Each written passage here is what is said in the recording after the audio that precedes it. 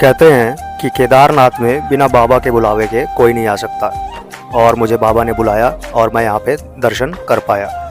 मुख्यतः यह चीज़ सीख कर जा रहा हूँ यहाँ से कि शिव चित्र में नहीं चरित्र में होने चाहिए और अगर मुझे कुछ सुधारना है तो वो है खुद मेरे कर्म।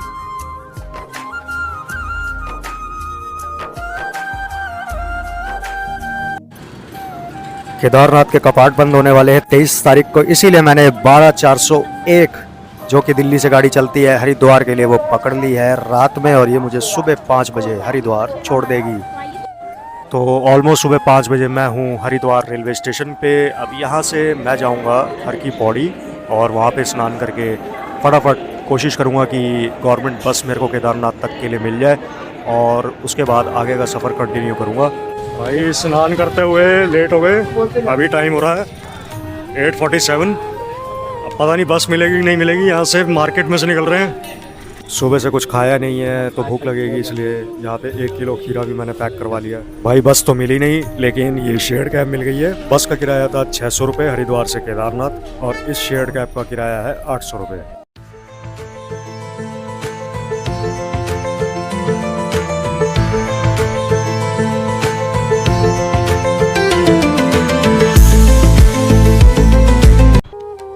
इस वक्त मैं खड़ा हूँ देवप्रयाग के संगम पे। यहाँ संगम हो रहा है 2 नदियों का, अलकनंदा और भागीरथी। जो डार्क ग्रीन कलर की नदी है वो है भागीरथी। ये दोनों ही नदियाँ मिलकर गंगा नदी का निर्माण करते हैं। प्रयाग पहुँच गए हम और भाई हम दोनों ठंड की तैयारी कर रहे हैं। सुनने में आया केदारनाथ में -11 डिग्री का टेम्परेचर है। -11 तो अपनी तैयारी कर रहे हैं। मैं जिस डॉर्मेट्री में रुका मात्र 150 रुपये में रुक गए हम और बहुत बढ़िया है, वॉशरूम भी साफ है, सब कुछ बढ़िया है। तो ऑलमोस्ट 6 बज रहा है। सोनप्रयाग से हम निकल चुके हैं और मैं जा रहा हूँ टैक्सी स्टैंड की तरफ, जहाँ से गौरीकुंड के लिए कैब मिलेगी जो कि यहाँ से 5 किलोमीटर दूर है। और अभी मेरे को रजिस्ट्रेशन भी करवाना है यात्रा का, तो फटाफट चल के मैं रजिस्ट्रेशन करवाता हूँ और कैब पकड़ता हूँ।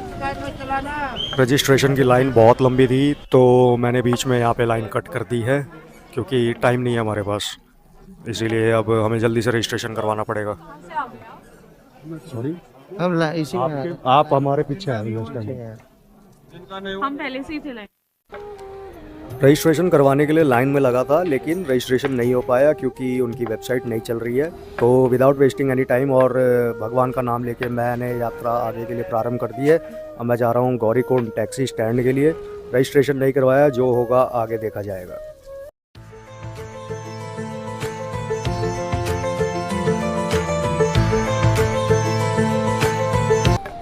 कुंड के लिए चल पड़े हैं।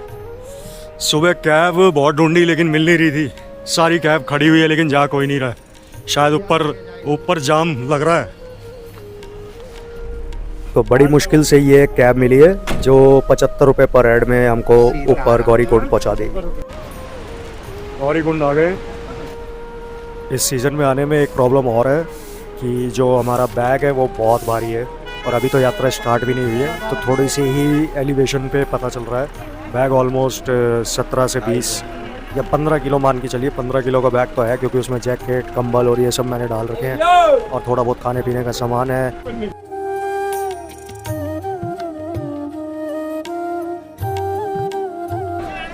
अब बाबा के दर्शन करने जा रहे हैं तो साफ सफाई का पूरा ख्याल रखना पड़ेगा।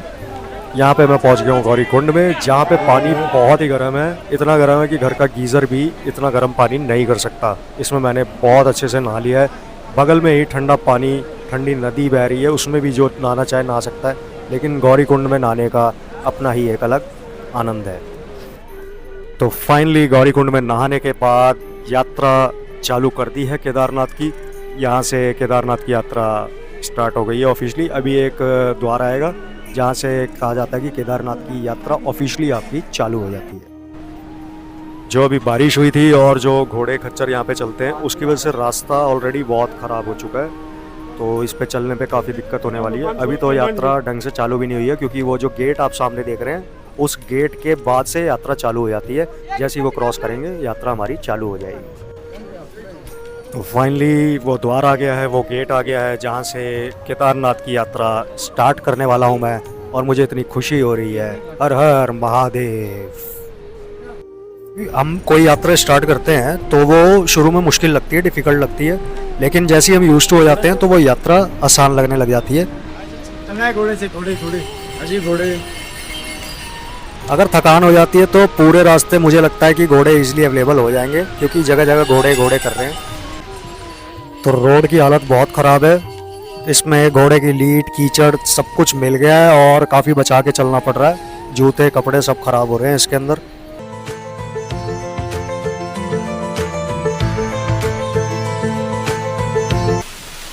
यात्रा की थकान तो ऐसी ही मिट जाती है, क्योंकि यहाँ पे जो सीनिक ब्यूटी है, जो सीनरी है यहाँ की बहुत ही अच्छी है। ठंडा वाटरफॉल है। अभी फ़िलहाल यहाँ से इससे बच के निकलते, नहीं तो ये हमें ही भिगा देगा।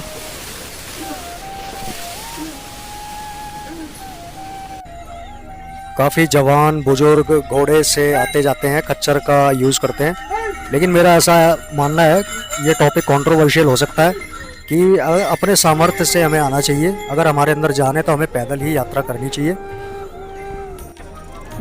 तो शाम 6 बजे से पहले पहले हमें ऊपर पहुंचना है, ताकि हम आरती को अटेंड कर पाएँ शाम की। तो मुझे अपनी स्पीड को बढ़ाना होगा यहाँ पे। भाई चीरवासा आगे, चीरवासा यहाँ चीर के पेड़ ज़्यादा है ना, चीर ज़्यादा है यहाँ पे। भाई इसमें दम है। ये भाई बेच रहे हैं 50 रुपए ग्लास, और कहते हैं पहाड़ी क्या बोले इसे, जूस है ये जूस। यहाँ के घोड़े भी यही पीते हैं। क्या खासियत है बड़े भाई बोरांस के जूस की? बोलो अच्छा होता है वो, बीपी के लिए, शुगर के लिए सब बढ़िया चीज़ है।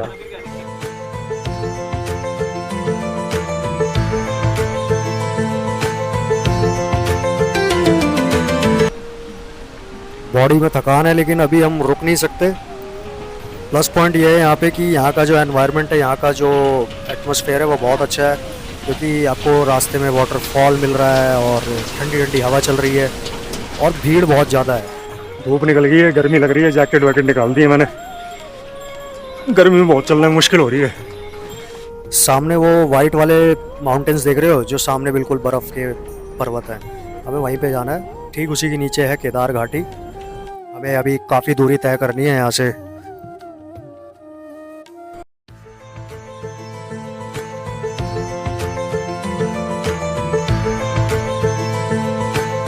जैसे ही थकान होने लगती है वैसे ही एक वाटरफॉल आ जाता है, और वाटरफॉल के आसपास हवा बहुत ठंडी चलती है, जिससे थकान काफ़ी हद तक मिट जाती है। लेकिन यहाँ पे काफ़ी बचा के चलना पड़ेगा, क्योंकि अगर जूते गीले हो गए ना तो फिर तो काफ़ी दिक्कत हो जाएगी, क्योंकि शूज़ मेरे वाटरप्रूफ नहीं है। ओ भाई वैसे ही इतना सा ब्रिज है, इतना पतला, और सामने से पालकियाँ आ रही हैं। एक सेकंड भाई बचा के देखे भाई।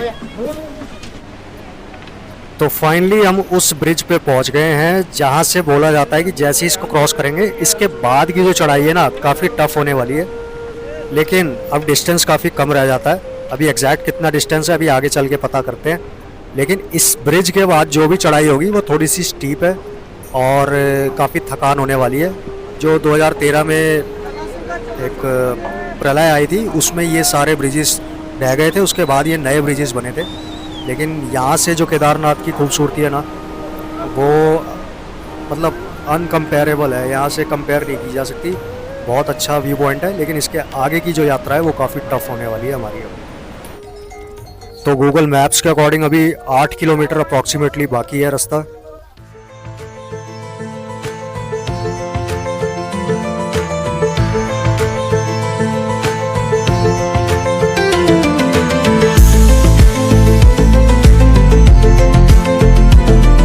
अच्छा, मैंने सोचा था कि अगर कपाट बंद होने से पहले मैं जाऊंगा और ठंड भी काफ़ी होगी तो भीड़ भी काफ़ी कम होगी, बट जब मैं यहाँ पहुँचा तो सब कुछ उल्टा हो गया। आज गर्मी भी बहुत है और भीड़ भी बहुत ज़्यादा है। फ्रूट सैलड 50 रुपये में एक सेब, खाएंगे फिर आगे चलेंगे। 450 रुपये के फ्रूट्स खा गया मैं, लेकिन फिर मैं बाद में ये सोचा हूँ कि कुछ कचरा खाना या फिर तला भुना या फिर पुराना बना खाना खाने से अच्छा है कि ये खा लिया मैंने। खाना खाने के बाद यार बिल्कुल भी चला नहीं जा रहा और ऐसे आलस से आ रहा है, ऐसा लग रहा है कि सो जाऊं बस। बड़ी मस्त और ठंडी हवा चल रही है यहाँ पे। थोड़ा सा पसीना सुखा लेता हूँ, फिर आगे की तरफ चलूँगा।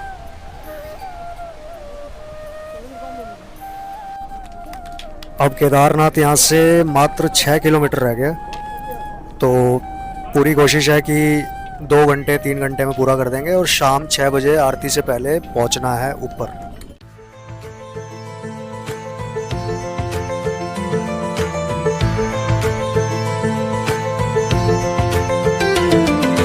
लड़ाई चालू हो गई है भाई फिर से। इधर रास्ता आसान लग रहा था, थोड़ा सा मुश्किल लगने लगा फिर से।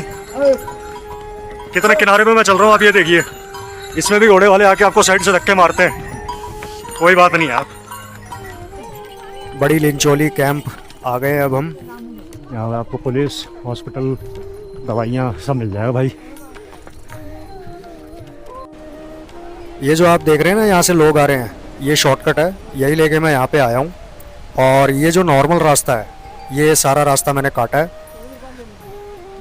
ये जो शॉर्टकट है, शॉर्टकट की चढ़ाई बहुत स्टीप थी, बिल्कुल खड़ी चढ़ाई थी, लेकिन इसने डेफिनेटली टाइम बचाया है।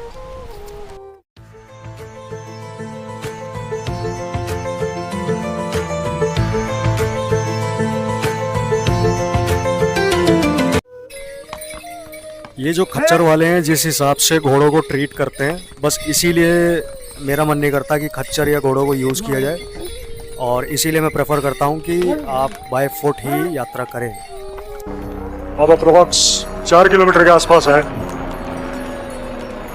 और यहाँ से आपको फील होने लगेगा कि सांस लंबी लेनी पड़ रही है, क्योंकि एटमॉस्फेरिक प्रेशर थोड़ा सा आपका ऐसा फील होगा। बट ऐसे घबराने की कोई बात नहीं। अगर आपके दिमाग में ये चीज़ नहीं आएगी तो आप इस चीज़ को निकाल देंगे।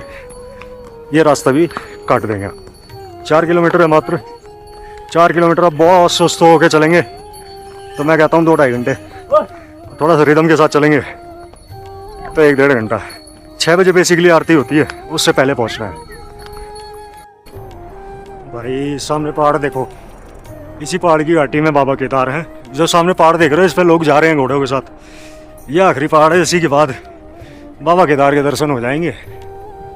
तो अब जो भी टाइम लगे इस पहाड़ को, कुछ लोग आधे घंटे में कवर कर सकते हैं, कुछ लोग 1 घंटे में, कुछ लोग 2 घंटे में। तो मतलब कहने का मतलब ये है कि 6 बजे की आरती होती है और अभी जो टाइम हो रहा है वो हो रहा है भाई 3:20। तो आरती से पहले बहुत पहुंच जाएंगे वहाँ, रात में रहने की व्यवस्था भी कर लेंगे और आरती के लिए तैयार भी हो जाएंगे। सुबह भी बाबा के दर्शन करके फिर हम करेंगे वापसी। कब बाबा बिल्कुल सामने है, हेलीकॉप्टर ठीक ऊपर देखो।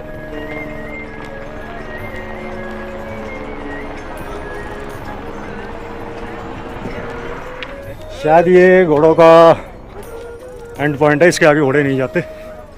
नीचे से तो पहाड़ सुंदर दिखते थे, पास से तो ये, और किसी ने सही कहा ये स्वर्ग का रास्ता है। यहाँ स्वयं जागृत महादेव रहते हैं। हर 2-2 मिनट में हेलीकॉप्टर उड़ रहे हैं यहाँ पे, जिसका आना हेलीकॉप्टर से 15, 20, 25 हज़ार में हो जाता है। अपना आ सकता है 15 मिनट में दर्शन करके फाइनल। आखिरी पड़ाव होता है बेस कैंप। सामने बेस कैंप है, इसके बाद हम मंदिर की यात्रा चालू। थोड़ा सा रह गया मंदिर। सामने वेदर देखिए, रात की ठंड का इंतजार है। देखते हैं कितनी है, कैसी है। अगर आप छोटी सी डिटेल इस वीडियो में नोट करेंगे तो आपको बाबा केदारनाथ ज्योतिर्लिंग मंदिर उनका सामने दिख जाएगा, बिल्कुल मेरी उंगली के सीध में। मेरे अंकल इनकी टोपी के ऊपर, हरी वाली टोपी के बिल्कुल पार देखो। इतना बढ़िया नज़ारा है। इंडिया से बाहर जाना क्यों है यार। मैं तो एक ही बात बोलूँगा, जब हम शुरू में यात्रा करते हैं ना तो कठिन लगती है, पहुँचने के बाद ऐसा लगता है यार काफ़ी आसान था। लेकिन यकीन मानिए अगर आप इसको अपने ऊपर ले लेंगे ना कि आसान तो आसान ही, मैंने तो कर दिया, तो फिर आप अगली यात्रा में फंस जाओगे। ये बाबा की दया थी आप कर पाए, उन्हीं का आशीर्वाद था। नहीं तो पहाड़ों पर बर्फ देखो। और रात पे फिर ठंड भी दिखाता हूँ आपको। रात की ठंड है आपकी -10, -15 की। भाई सनसेट हो रहा है, ये यहाँ का सनसेट है। नज़ारा देखो, सूर्य अस्त हो रहे हैं पहाड़ों की चोटियों में, उसकी रोशनी थोड़ी सी बची है, बाकी बर्फ़ देखो आप। और यहाँ पे सूरज की रोशनी नहीं है, यहाँ बर्फ़ देखो कैसी दिख रही है, एक नंबर का। ऐसे टेंट्स हमने ले लिए भाई, ये 200-250 रुपये में टेंट मिल जाते हैं। उधर भी परली तरफ टेंट, लेकिन वहाँ पे भाई टॉयलेट का इशू है, तो यहाँ पे सुलभ का टॉयलेट है, इसलिए हमने ले लिया था। बाकी चलो और आपको आरती भी दिखाते हैं। भाई जा रहे हैं धाम में ज्योतिर्लिंग बाबा के पास, और दिखाते हैं आपको शाम की आरती जो होगी। जस्ट सामने आप देखो बाबा दिखाई देंगे।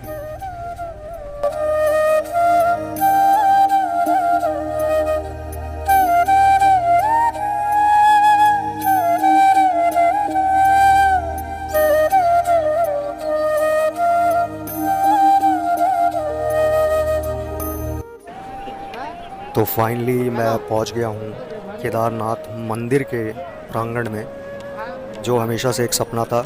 और ठीक आरती से पहले मैं यहाँ पे आ गया हूँ, और सारे जितने भी लोग हैं यहाँ पे श्रद्धालु, सब आरती होने का इंतज़ार कर रहे हैं, जो कि बस स्टार्ट होने ही वाली है।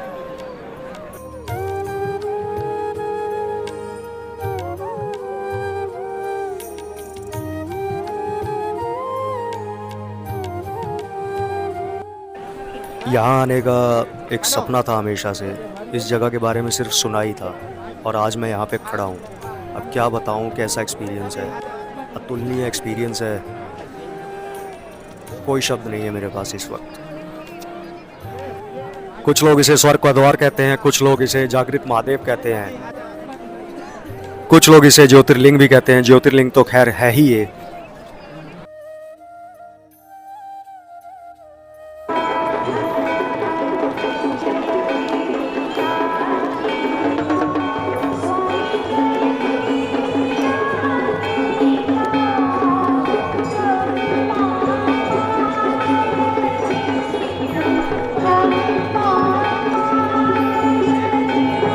भाई आरती हो गई है, आरती लेकर मैं आ गया हूँ, और आप केवल इससे अंदाज़ा लगाओ कि भीड़ कितनी है।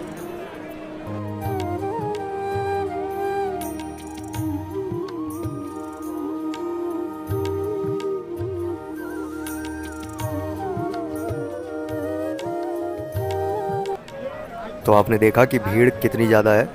और अब मैं जाऊंगा यहाँ से, कल सुबह जो बाबा के दर्शन करने हैं उसके लिए रजिस्ट्रेशन करवाऊंगा। रजिस्ट्रेशन करवा के कुछ खाना खाऊंगा, और खाना खाने के बाद मैं जाऊंगा जो हमने अपना टेंट लिया है उसमें सोऊंगा, क्योंकि सुबह जल्दी उठना है, और सुबह जल्दी उठ के स्नान करके बाबा के लिए दर्शन के लिए जो लाइन लगेगी उसमें लग जाएंगे, क्योंकि भीड़ बहुत ज़्यादा है। टेंट के अंदर ऐसा कुछ टेंट है यार, बढ़िया से सोए थे, अब जा रहे हैं लाइन में लगेंगे। जल्दी से नहा वहा के यार चलते हैं बाहर। देखिए ठंड है यार, -3 -4 डिग्री की। चलते हैं, जिस काम के लिए आए हैं मुख्यतः वही काम करना है, जल्दी से बिना टाइम वेस्ट किए। हर हर महादेव।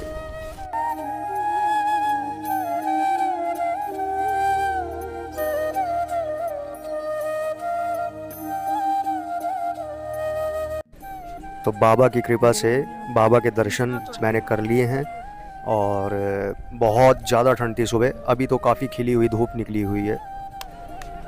अब मैं पहुंच गया हूं भीमशिला के पास।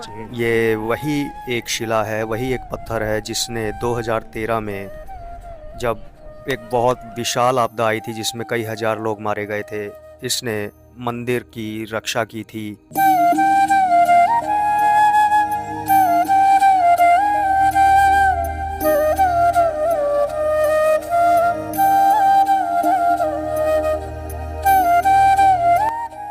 कहते हैं कि बिना बाबा के बुलावे के यहाँ पे केदारनाथ में आना इम्पॉसिबल है, लेकिन आज बाबा ने मुझे यहाँ बुलाया और मैं यहाँ पे दर्शन कर पाया। बहुत कुछ सीख कर जा रहा हूँ, लेकिन मुख्य यह सीख कर जा रहा हूँ कि शिव चित्र में नहीं चरित्र में होने चाहिए, और मुझे अपने कर्मों पे ध्यान देना चाहिए। भाई सिर्फ सुना ही था कि केदारनाथ की यात्रा मुश्किल होती है, ऐसा हो जाएगा, मौसम ठंडा है, मैं जीवन में पहली बार केदार आया था। ये है टेंट लगे हुए हैं। आया 6 घंटे में चढ़ाई की थी नीचे से गौरीकुंड से। अब मैं वापस जा रहा हूँ। एक चीज़ कहना चाहता हूँ कि दर्शन कोई भी मुश्किल नहीं होता है। आपका मनोबल कैसा है वो ज़्यादा डिपेंड करता है। भीड़ मिलेगी, सब कुछ मिलेगा, लेकिन आप आए हैं बाबा के पास तो बाबा का भी बल होता है, आपकी आस्था का भी बल होता है, आप दर्शन कर लेंगे। इसीलिए ज़्यादा यूट्यूब वीडियोस ना देख के आए, अपने दिल की सुने। दर्शन करने का मन है तो दर्शन कीजिए।